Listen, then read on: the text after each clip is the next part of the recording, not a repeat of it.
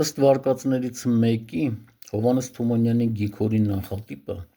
եղել է Հովհաննես Թումանյանի հորեղբոր որդին, այն հորեղբոր,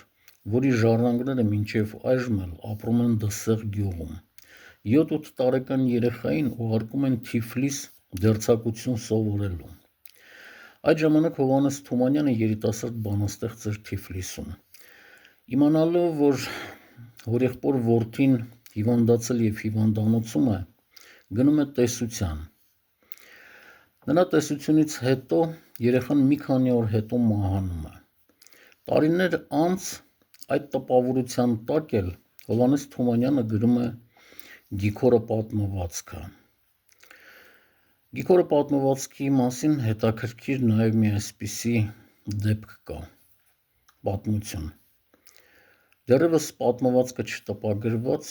Թումանյանի դստրերը, երբ կարդում են պատմվածքը, հորը խնդրում են, որ պատմվածքում Գիգորը չմահանա։ Բայց Թումանյանը պատասխանում է, որ պատմվածքը ամբողջ իր իմաստը լրիվ կկորցնի, եթե Գիգորը չմահանա։